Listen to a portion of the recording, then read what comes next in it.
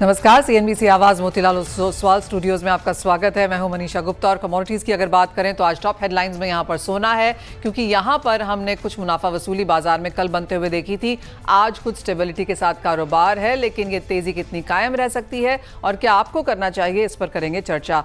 साथ ही बात करेंगे यहां पर सोयाबीन की, जहां पर अंतर्राष्ट्रीय बाजारों में अब भाव 3 महीने के हाईज पर हैं। यूएस और चाइना का जो ट्रेड एग्रीमेंट है, टेम्पररी ही सही, 3 महीने के लिए सही, लेकिन कुछ फायदा इसका हमने अक्रॉस कमोडिटीज आता हुआ देखा है और सोयाबीन भी इससे अछूता नहीं है। साथ ही बात करेंगे यहां पर गेहूं की, जहां पर टारगेट स्ट्रांग है, सरकारी प्रोक्योरमेंट तेजी में है। यहां पर आगे क्या ट्रेंड्स रह सकते हैं, इस पर भी करेंगे चर्चा। इन सब पर बात करने के लिए हमारे साथ हैं मोतीलाल ओसवाल के डायरेक्टर किशोर नारने, कार्तिकेय बुलियन के डायरेक्टर दीपक सोनी, और ब्रेक के बाद हमारे साथ होंगे role of flour mills federation of India के प्रेसिडेंट नवनीत चितलांगिया और जुड़ेंगे जीजीएन रिसर्च के मैनेजिंग पार्टनर नीरव देसाई से। शुरुआत लेकिन यहाँ पर हम सोने के साथ कर लेते हैं, क्योंकि जिस तरह की वॉलिटिलिटी हमने यहाँ पर ओवरनाइट या पिछले 24 घंटों में आते हुए देखी है, काफी ऑन द स्ट्रॉन्गर साइड रही है। किशोर, कैसे देखते हैं आप प्राइसेस? बिकॉज इवन एज दोनों तरफ के यहाँ पर न्यूज़ हमें देखने को मिली है, लेकिन ऑल टाइम हाइज यानी कि $3,500 अनाउंस बनाने के बाद हमने यहाँ पर सपोर्ट आते हुए देखी है सोने में 3200 के आसपास। आप देख सकते हैं 3200 का लेवल सोने ने यहाँ पर नहीं तोड़ा है। कल ऑलमोस्ट 3200 छूने के बाद 3255 के लेवल्स अब यहाँ पर बनते हुए नजर आए हैं। दीपक जी, इतनी वॉलेटाइल मूव्स में किस तरह के ट्रेंड्स, ट्रेड्स भारतीय बाजारों में देखने को मिले हैं? नमस्कार मनीषा जी, ये बात तो आपने एकदम सही कही है। हमें अभी लग रहा है कि गोल्ड जो है वो ना तो ऊपर की तरफ स्टॉप हो रहा है और ना नीचे की तरफ। ये राइट्स है जिसको हम एंजॉय कर रहे हैं। जो डेटा है 22 अप्रैल को जो है 3500 के आसपास हमने प्राइसेस देखे थे फॉर्मेक्स में, और जो आज अप्रॉक्स 20 दिन के बाद हमें वापस कल जो है वो 3200 के अराउंड हमें प्राइसेस वापस देखने के मिले। जो फ्राइडे की क्लोजिंग थी, लास्ट फ्राइडे की, वो 3325, तो with in a single day हमें फिर वापस $120-125 का जो है फॉर्मेक्स में गिरावट देखने के लिए मिली है। तो इस तरह की सिचुएशंस में देखिए ट्रेड करना थोड़ा सा टफ हो जाता है। हाँ, ये बात सही है कि जो $3500 देखने के बाद ट्रेडर्स इस भाव के ऊपर थोड़ी राहत महसूस जरूर कर रहे हैं। लेकिन अगर रिटेल ग्राहकी की बात करते हैं तो उसमें अभी ऐसा नहीं है कि बहुत ज्यादा ही कुछ डिमांड निकल के आई है, but it is better then.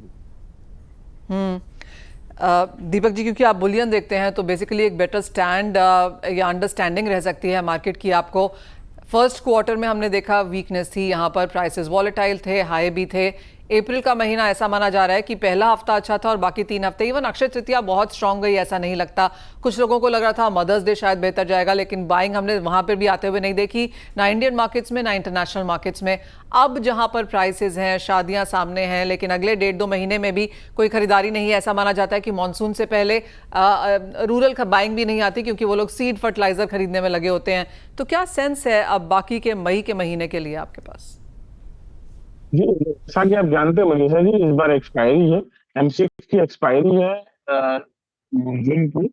तो लेकिन अभी भी जो अगला कॉन्ट्रैक्ट है वो अप्रोक्सीमेट 800-900 रुपीज ऊपर ट्रेड कर रहा है। अगर अपने अक्षय तृतीया की बात करते हैं तो हाँ, ये बात एकदम सही है कि ग्राहकी बहुत ज्यादा अच्छी नहीं थी, बट जो प्राइसेस अक्षय तृतीया के टाइम पे जो हल्का सा फॉल आया था प्राइसेस में, उसके कारण कुछ एक्सपेक्टेशंस जो थे वो मीट जरूर हुए थे at the end of retail. अब प्राइसेस की भी बात करते हैं तो जिस तरीके से जियो पॉलिटिकल कंडीशंस थोड़ी सी नॉर्मल हुई है, अब जो करंट माहौल, उससे ऐसा लग रहा है कि हर कंट्री आपस में एक दूसरे से बात करके कोई भी सॉल्यूशन जो है रिगार्डिंग टैरिफ ऑफ यूएस, एक सॉल्यूशन निकालने की तरफ बढ़ रहे हैं। इस कंडीशन में नहीं लग रहा है कि जो तेजी हमें अब फर्स्ट क्वार्टर में देखने के लिए मिली है तो तेजी अब कंटिन्यू रह पाएगी, मेरा मानना है। और कि अराउंड $3100 के आसपास, 313150 के आसपास हमें इमीडिएटली इस कॉन्ट्रैक्ट के एंड तक प्राइसेस देखने के लिए मिलेंगे। और अपने अगर अगले महीने की बात करते हैं तो और कुछ फॉल नजर ही आ रहा है। मुझे लग रहा है जहाँ 2970 जो 9 अप्रैल को कॉमेक्स में रेट थे गोल्ड के, हमें लग रहा है हम उस लेवल पर एक बार जरूर जाएंगे। दीपक जी, भारतीय बाजारों में हमने देखा है पिछले 3-4 महीने से लगातार यहाँ पर डिस्काउंट में काम होता हुआ नजर आया है। क्या वो स्थिति कुछ बेहतर हुई है? जी हाँ मनीषा जी, डिस्काउंट्स अब वो डिस्काउंट अवेलेबल नहीं है। और मार्केट में ऐसा भी नहीं है कि बुलियन की बहुत ज्यादा सप्लाई है। अगर इस करंट कंडीशंस में सप्लाई और डिमांड दोनों ही टाइट है, दोनों ही कंट्रोल्ड महसूस हो रही है, डिस्काउंट भी अवेलेबल नहीं है। और इम्पोर्ट्स कैसे देखते हैं आप, क्योंकि अप्रैल थोड़ा सा, मार्च थोड़ा सा वीक था, अप्रैल में हमने एक पिकअप होता हुआ जरूर देखा है। मनीषा जी, अब जो जो शादियां हैं, इस शादियों के बाद फिर अगले 1-2 महीने तक कोई भी सीजन नहीं है जिसमें हम ज्वेलरी बहुत ज्यादा सेल आउट कर सकते हैं। लेकिन जो इम्पोर्ट के लग रहा है कि मार्च में जो इम्पोर्ट कम हुआ है, मुझे लगता है कि अप्रैल, मई और जून में इम्पोर्ट में बहुत ज्यादा गिरावट देखने के लिए नहीं मिलेगी। अगर प्राइसेस करेक्ट होते हैं तो अगर सीजन नहीं भी होगा तो अच्छी रहेगी देखने के लिए। इंडियन मार्केट्स में जहां तक बुलियन की बात है, सोने की आपने बात की, चांदी की डिमांड क्या बेहतर है? सोने में तो इतनी तेजी आई है, चांदी में भी करेक्शन है, क्या चांदी एज अ बुलियन यहां पर बेहतर दिख रहा है? चांदी में देखिए मनीषा जी, चांदी ने एक डिप लगाया था अराउंड 88,000 के आसपास, 16% अपने आप को कलेक्ट करके चांदी वापस ऊपर आई थी। तो चांदी में हमें वो बहुत ज्यादा तेजी देखने के लिए नहीं मिली। एक लेवल पे हम कह चांदी में 70 से 1 लाख रुपए तक, 75,000 से 1 लाख रुपए जरूर पहुंचे थे। बट जो तेजी हमें सोने में देखने के लिए मिली, वो इस बार चांदी में नहीं आ पाई थी। तो गिरावट के रूप में भी देखेंगे तो मुझे लगता है वापिस 88-86 के आसपास चांदी जा सकती है।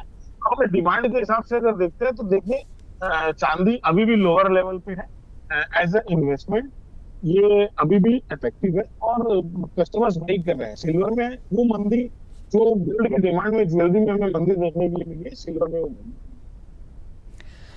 ऑलराइट, तो क्योंकि चांदी के प्राइसेस बेहतर हैं सोने से, यहाँ पर डिमांड बेहतर देखने को मिली भी है। डिस्काउंट्स गोल्ड में इंडियन मार्केट्स में यहाँ पर खत्म हो चुके हैं, ट्रेड थोड़ा सा मुश्किल है और रिटेल डिमांड अभी भी कमजोर है। तो क्लियरली वो क्यूज यहाँ पर इंडियन मार्केट से आते हुए बहुत शुक्रिया दीपक जी साथ जुड़ने के लिए और वो सेंस यहाँ पर देने के लिए। एक प्राइसेस पे व्यू ले लेते हैं और किशोर हमारे साथ हैं। किशोर, आप कैसे देखते हैं gold silver prices, gold silver ratio, और यहाँ से प्रेशियस मेटल्स में क्या करना चाहेंगे? Good morning Manisha. I think after China and US का एक जो टैरिफ्स को लेकर एक समझौता बनने का आशंका जो दिख रहा है मार्केट में, उसके वजह से जो गोल्ड का सेफ हेवन डिमांड है वो थोड़ा कमज़ोर है, एंड सो नेचुरली प्राइस में करेक्शन देखने के लिए मिल रहा है। तो फिलहाल के लिए आई थिंक 93,900 या 94,000 के आसपास का जो लेवल्स है वहाँ से एक बार बिकवाली करके चल सकते हैं। डाउन साइड में आपको 93,300 के आसपास तक दिख सकता है। ऊपर में स्टॉप लॉस आप 94,200 के ऊपर मेंटेन करना चाहिए। तो I think short term weakness रहेगा। यहाँ पे बहुत सारे स्टिल मूविंग पार्ट्स है, तो मैं थोड़ा वेट करके देखना पसंद करूँगा। प्रॉब्ली अगर वैल्यू बाइंग मिल सकता है क्या, जो करंट लेवल्स पे मैं बाइंग एडवाइज नहीं करूँगा, तो वेट करें। और फिलहाल के लिए अगर आपके पास प्रॉफिट्स है, एक बार के लिए प्रॉफिट बुक करके चल सकता है। एंड चांदी में क्या करना चाहेंगे? चांदी अगेन बिकॉज ये जो न्यूज़ है मैक्रो इकोनॉमिक पॉजिटिव न्यूज़ है, बेसिकली इंडस्ट्रियल मेटल्स के लिए पॉजिटिव है, खास करके चाइनीज़ पॉजिटिविटी की वजह से जो नॉन फेरस में भी आपको पॉजिटिविटी दिख सकता है। उसकी वजह से चांदी एक्चुअली शॉर्ट टर्म में बाई साइड पे बने रह सकता है। रिलेटिव बेसिस पे देखेगा तो एक्चुअली चांदी थोड़ा सा बेहतर रहेगा गोल्ड से comparatively because of this thing, because safe haven buying absent है। तो जैसा एज एन इंडस्ट्रियल कमोडिटी चांदी का थोड़ा बेनिफिट ज़्यादा हो सकता है। तो अगेन इंट्राडे के लिए मैं चांदी में थोड़ा वेट करके 96,200 के आसपास मैं इसमें बाइंग का सलाह दे सकता हूँ। अगेन शॉर्ट टर्म के लिए 97,300 का टारगेट रख सकते हैं। अब स्टॉप लॉस मेंटेन करना चाहिए 95,500 के आसपास। किशोर, एक नीजोक रिएक्शन हमने कल मेटल्स में आता हुआ देखा, वो यूएस एंड चाइना की ट्रेड अग्रीमेंट के कॉन्फ्रेंस में जब वो बातचीत यहाँ पर हो रही थी। कॉपर में करीबन 1.5% की तेजी थी। एल्यूमिनियम जिंक में हमने 2 से 2.25% की बढ़त भी यहाँ पर आते हुए देखी। एज ऑफ नाउ मार्केट्स थोड़ा सा कंसोलिडेट कर रहे हैं, लेकिन आप कहाँ पर एक अपॉर्चुनिटी देखते हैं? So I think again fundamentally strong metals में कॉपर एक है, जिंक एक है। सो बट ये टैरिफ्स के वजह से और जो दबाव बने हुए थे उसके ऊपर, सो जैसा अगर थोड़ा इसमें रिलैक्सेशन मिल जाता है तो प्रॉब्ली आपको कॉपर शॉर्ट टर्म के लिए काफ़ी अच्छा बाइंग बन सकता है। तो मैं इसमें मे वायदा 851 के आसपास यहाँ पे खरीदारी का सलाह दे सकता हूँ। 848 का स्टॉप लॉस मेंटेन करना चाहिए और 857 का टारगेट के लिए आप खरीदारी करके चल सकते हैं। किशोर, एक स्लाइटली लॉन्गर टर्म अगर यहाँ पर व्यू लें, हमें पता है कि अगले 90 डेज तक यूएस एंड चाइना का जो ट्रेड टैरिफ्स हैं वो यहाँ पर कम किए गए हैं। ऑफकोर्स आने वाले दिनों में किस तरह की बातचीत रहती है, क्या बैक एंड फोर्थ है, वो एक अनसर्टन है, लेकिन आपको लगता है कि स्लाइटली लॉन्गर टर्म के लिहाज से मेटल्स में इन्वेस्ट किया जा सकता है?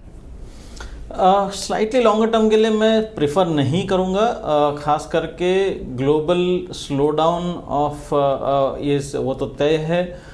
मुझे नहीं लगता है कि बहुत ही डिफरेंट ट्रैजेक्टरी में इकोनॉमिक ग्रोथ जाएगा। सो आई थिंक ओवरऑल एक कंसोलिडेशन रेंज मिलेगा। दूसरा है कि हमने अमेरिका से ये बहुत बार देखा है कि बैक एंड फोर्थ पॉलिसी में बहुत सारे बदलाव हो सकते हैं। सो ये 90 दिन भी एक जस्ट एक विंडो है कि जहाँ पे एक नेगोशिएशंस के लिए इन लोग आए हैं। एंड ये एक चीज़ जो ध्यान रखने वाली चीज़ है कि ये यूएस की तरफ से इनिशिएट हुआ है टॉक से रादर देन चाइना की तरफ से। So China will be a very मतलब का हार्ड बार्गेन कर सकता है यहाँ पे। एंड हालांकि ट्रम्प के स्वभाव में नहीं है कि वो झुक के काम करेगा, तो मेरे हिसाब से यहाँ पे डिफ़िकल्ट है एक पॉजिटिव एग्रीमेंट बनने का। somebody has to compromise। मेरे हिसाब से China has a slightly upper hand at this point of time, so we have to work and see. सो मैं लॉन्ग टर्म का व्यू नहीं लूँगा, बट प्रॉब्ली अगर एक महीना 15 दिन के लिए अगर आप देख रहे हैं तो आई थिंक ओवरऑल एक रिस्की एसेट्स में एक पॉजिटिविटी आने के चांसेस है। डॉलर इंडेक्स एंड रुपी का जो तालमेल है वो कैसे देखते हैं? क्योंकि जिस तरह से बाजार को लग रहा था कि डॉलर इंडेक्स में बढ़त आई है तो चाइनीज युआन में कुछ गिरावट देखने को मिलेगी, वो हमने नहीं देखा। युआन भी यहाँ पर बढ़ा है, रुपी में हल्का सा एप्रिसिएशन है। Most of the Asian currencies भी यहाँ पर बेहतर कर रही हैं। सो आई थिंक डॉलर का जो मजबूती है वो बहुत ही सिंपल टर्म्स में अगर देखें तो फंडामेंटली एब्सेंट है। सो यहाँ पे आपको डॉलर डेट को लेकर चिंता है, डॉलर का जो इन्फ्लेशनरी प्रेशर्स को लेकर चिंता है, रेट कट साइकिल को लेकर भी चिंता है। तो I think US has far greater problems than rest of the world actually, that is what is reflecting in dollar। so they have मतलब इंडस्ट्री जॉब्स का इशू अभी फ़िलहाल के लिए नहीं है बट आगे आ सकता है, इन्फ्लेशनरी इशू ऑलरेडी है एंड ट्रस्ट इशू भी है। तो आई थिंक इसके वजह से डॉलर में आपको तुरंत एक मजबूती देखने के लिए नहीं मिल रहा है, बट स्टिल एशियन करेंसीज में बिकॉज रिस्क ऑन सिनेरियो दिख रहे हैं, इसकी वजह से एशियन करेंसीज पॉजिटिव दिख रहा है। एक फाइनल सवाल यहाँ पर क्रूड ऑयल प्राइसेस पे, कल 3% की तेजी थी, आज 1% की गिरावट है, कैसे रीड करते हैं? एक knee-jerk reaction which is done और ओपेक का प्रोडक्शन इंक्रीज के पहले की गिरावट?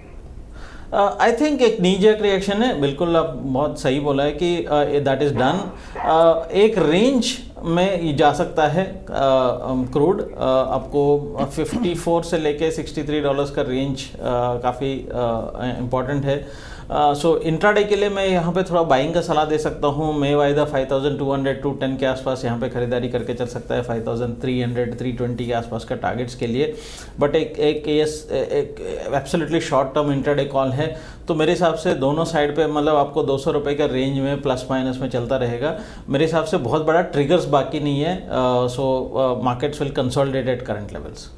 Fair point that. किशोर, बहुत शुक्रिया एज ऑलवेज साथ जुड़ने के लिए and to make sense of all those markets जहां पर बहुत बड़े वॉलेटाइल मूव्स हमने पिछले 24 घंटे में एक्चुअली टू स्टार्ट ऑफ 2025 से बनते हुए देखे हैं। तो कैसे कारोबार करें नियर टर्म में, लॉन्गर टर्म में, वो राय भी देने के लिए। इसी के साथ एक ब्रेक के लिए भी रुकेंगे। जब लौटेंगे तो हमारे साथ होंगे role of flour mills federation of India के प्रेसिडेंट नवनीत चितलांगिया एंड साथ ही जुड़ेंगे GGN रिसर्च के मैनेजिंग पार्टनर नीरव देसाई।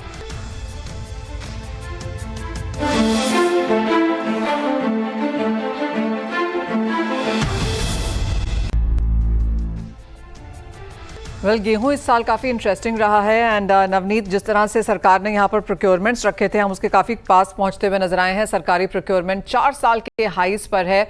इस सीज़न की भी शुरुआत थोड़ी सी स्केप्टिज्म के साथ हुई थी, लेकिन जिस तरह से हमने नंबर्स यहाँ पर बढ़ते हुए देखे हैं, कैसे देखते हैं आप सरकारी खरीद एंड विज़-अ-वी प्राइवेट ट्रेड के पास जिस तरह के स्टॉक्स हैं? देखिए, इस साल मनीषा जी आपको पता ही है रोबस्ट प्रोडक्शन हुआ है कंट्री में और जो फिगर्स आ रहे हैं वो बहुत अच्छे आ रहे हैं, लास्ट ईयर से बढ़ करके आ रहे हैं। तो ये तो डेफिनेट था इस साल कि गवर्नमेंट को भी अच्छी क्वांटम में माल मिलेगा और प्राइवेट ट्रेड को भी अच्छी क्वांटम में माल मिलेगा। गवर्नमेंट ने 29 मिलियन टन क्रॉस कर लिया है और हमारा जो अनुमान है ये 30 मिलियन टन तक पहुंच जाएंगे आराम से। लेकिन क्योंकि उसके आगे पहुंचना हमारे को थोड़ा सा मुश्किल दिख रहा है, क्योंकि अब मंडियों में आवक घटने लग गई है सब जगह। और अब आवक घटने से सरकार को भी अब माल कम मिल पा रहा है गेहूं रोज। अगर देखें तो फिगर्स अब घटना चालू हो गए हैं। और वहीं अगर देखें प्राइवेट ट्रेड में, तो प्राइवेट ट्रेड ने भी इस बार बहुत अच्छे से अपने सप्लाई चेन मैनेजमेंट किया है और बहुत अच्छे लेवल्स पे अपने स्टॉक को मेंटेन करने की कोशिश कर रहे हैं। तो इस हिसाब से तो बहुत अच्छे फिगर्स हैं, दोनों इंडस्ट्री के हिसाब से भी और सरकार के हिसाब से भी। नीरव, अब प्राइसेस पे क्या इम्पैक्ट देखते हैं, क्योंकि ग्लोबल मार्केट्स में हमने गेहूं के प्राइसेस मल्टी ईयर लोज पे जाते हुए देखे हैं। इंडियन मार्केट्स में पिछले साल प्राइसेस काफी हाई थे, इस साल कमजोर हैं, लेकिन यहाँ से क्या क्यों है? प्राइसेस स्टेबल रहेंगे इस साल, जो अनुमान है हमारा, क्योंकि गवर्नमेंट के पास भी बहुत अच्छे स्टॉक्स हैं और प्राइवेट ट्रेड के पास भी बहुत अच्छे स्टॉक्स हैं। तो बहुत ज्यादा आपको फ्लक्चुएशन प्राइसेस में नहीं मिलेगी, एक स्टेबिलिटी की तरफ रहेगा ये पूरा साल प्राइसेस का। और जहां तक अनुमान है, स्पेक्युलेटिव ट्रेंड हमारे को एकदम भी नहीं दिख रहा है। अवेलेबिलिटी पूरे साल मेंटेन रहेगी और क्योंकि गवर्नमेंट के हाथ में बहुत अच्छे नंबर्स हैं स्टॉक के, तो वो कभी भी ऑफलोड कर सकती हैं अगर कोई ऐसी स्थिति बनती है तो। नवनीत, काफी समय से ये एक और चीज चल रही है कि अगर गेहूं की स्थिति यहाँ पर कंफर्टेबल हो जाती है तो हम एटलीस्ट व्हीट प्रोडक्ट्स का एक्सपोर्ट जाता हुआ देखेंगे। क्या कॉन्वर्सेशंस हैं उसके आसपास? अब देखिए, अब थोड़े से स्थिति नॉर्मल हुई है इंडिया पाकिस्तान वॉर की। अब स्थिति नॉर्मल होने के बाद में हम भी गवर्नमेंट के साथ में कन्वर्सेशन में लगेंगे और हम कोशिश करेंगे कि व्हीट प्रोडक्ट्स का एक्सपोर्ट एटलीस्ट चालू कर दिया जाए, जिससे इंडियन डायस्पोरा को भी इंडियन व्हीट प्रोडक्ट्स मिल सके और साथ के साथ इंडस्ट्री को भी, जो उनका ब्रांड एक ग्लोबल स्टैंडर्ड्स का बना हुआ था और सब जगह वर्ल्ड में जा रहा था, वो नहीं जा पा रहा है 2 साल से, वो जा पाए वापस से। इंटरनेशनल मार्केट्स में ही अगर हम वापस वीट की यहाँ पर बात करें तो जिस तरह का सेल ऑफ है, क्या उसका कोई भी इम्पैक्ट इंडियन मार्केट्स पे है, या फिर हम जैसे लगातार कहते रहते हैं कि इंडियन मार्केट्स स्पेशली वीट के केस में आइसोलेटेड हैं, वही सेंस जारी है? नहीं, अभी तो आइसोलेशन जारी रहेगा, क्योंकि आपको पता है इंडिया इंपोर्ट अभी जो ड्यूटी रेट्स हैं बहुत हाई हैं। तो ऐसा कोई भी इंटरनेशनल मार्केट का कोई इम्पैक्ट इंडियन इंडस्ट्री पे नहीं है और ना ही इंडियन व्हीट मार्केट पे है। चलिए, तो एक बेहतर स्थिति यहाँ पर गेहूं के बाजार में होती हुई, जहाँ पर प्रोडक्शन अच्छी है, सरकारी खरीद अच्छी है, प्राइवेट ट्रेड के पास भी गेहूं अच्छा खासा है और शायद वीट प्रोडक्ट एक्सपोर्ट को भी यहाँ पर कुछ हामी मिल जाए। नवनीत, बहुत शुक्रिया साथ जुड़ने के लिए। वेल, ये तो बात हुई गेहूं की, लेकिन एक बात सोयाबीन की करेंगे, क्योंकि यहाँ पर Indian, international, Nirav, there is just so much to look at. And international से स्टार्ट करते हैं, जहां पर सोयाबीन के प्राइसेस 3 महीने के हाईज पर हैं।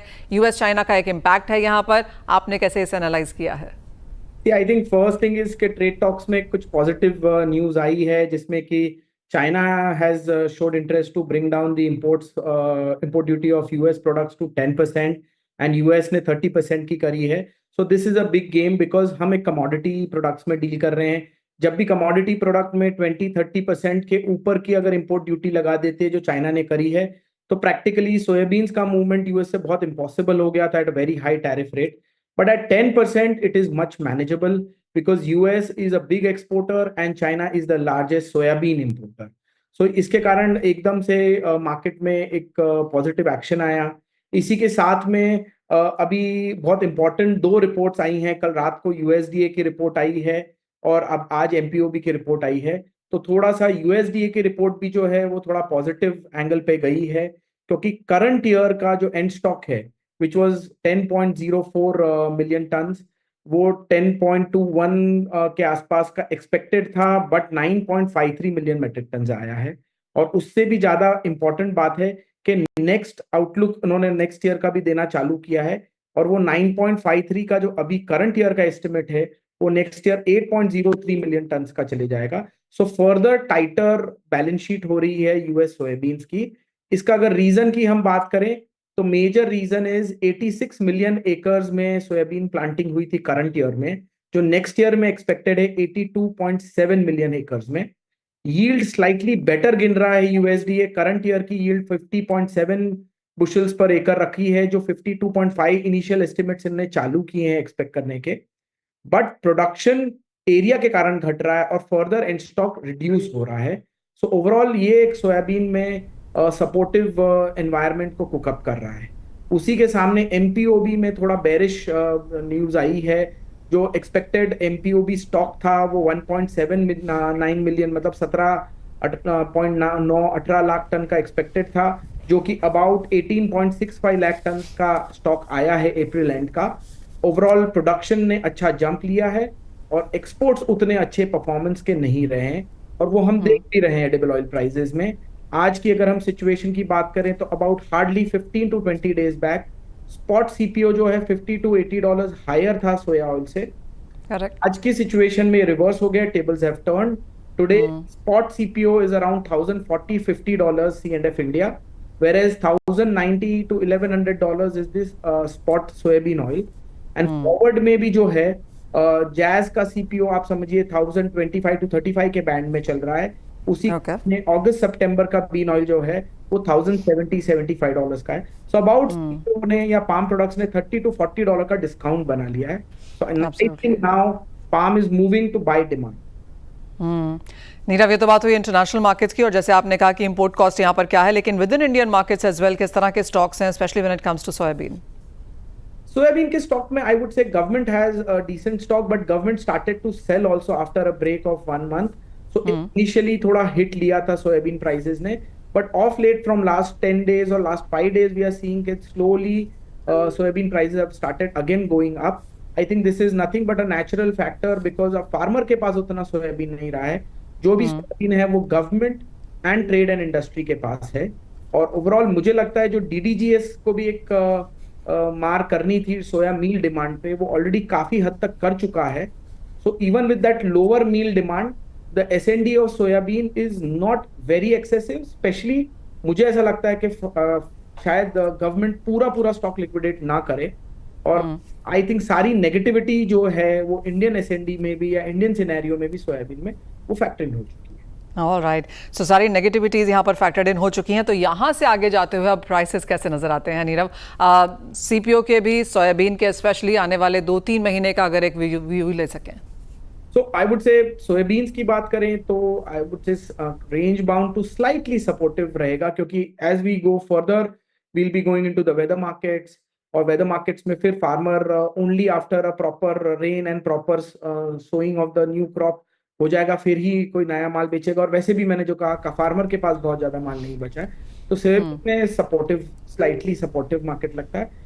एडिबल ऑयल्स में ओवरऑल सेक्टर में I think palm is now the pull down factor. Palm is heavy and it is suppose to go on a slightly higher production cycle, stocks might built up, so palm is now there to build find demand. तो मुझे लगता है वो range bound to slightly bearish रह सकता है, only with fundamentally ये situation है, but Trump treats China and Trump trade and all these macros might play, crude कैसा प्ले करता है, so we have to see those things also, but net range bound to slightly bearish on the oil sector. Alright, तो ये एक और segment है, sector है जहां से बहुत बड़ी चिंता एज ऑफ निकल के नहीं आ रही है।